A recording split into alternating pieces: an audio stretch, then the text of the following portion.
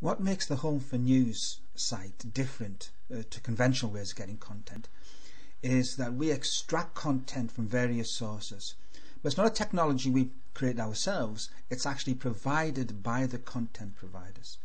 So in this example we're looking at the BBC Sport page.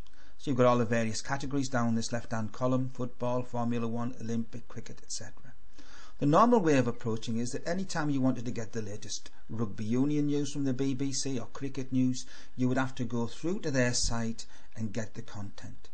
But what the BBC provide, and what all major publications and the likes of YouTube and Twitter, Facebook provide, is a way for you to not have to go to the site but to bring the content to you, and that's called RSS. And you've probably seen this orange box on various sites. So what the BBC have provided are these sport feeds. So if I select that option, you see they've got a list of the sport feeds that they provide. That means I don't need to go through to their site anymore. I can bring the content to where I want to be. So for example, if I look at the football content provided by the BBC, you see here's the latest content. McLeish revels in Blues' final win, Grant impressed by Parker's spirit, and so on. So the BBC provided that content, and there are a whole lot of tools that allow you to read this. When I click the button on the last screen, my browser, which in this case is Firefox, is looked at the data and presented it to me in a particular format. So it's given me the headline, a date, and a brief description. If I go back to my own site now, the Home for News, you can see I've got the BBC News football content. If I select that, then I'm taking their content and presenting it in my format, which is just simply the headlines. So the exact same content but presented in different ways.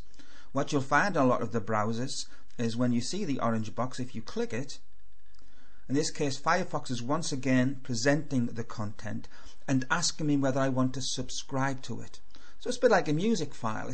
You can download it to your own site, which might be the Internet Explorer browser or Firefox browser, or there's loads of other tools that allow you to create that content. What we've done with the Home for News is just put all the content into one area. So if you don't want to personalize it but just want to go and get the content as you need it, then the Home for News is a great way to do that. So as I mentioned before, loads of the top publishers, Daily Mirror, the Independent, Times, etc., provide RSS content. YouTube and Flickr provide it. Social media sites like Twitter and Facebook provided it. So it's a new way of thinking. Instead of you having to go into all these various sites to get your content, we bring it into one place using a technology which is the standard technology. And there are a whole lot of tools that can help any organization or any business create content totally free of charge.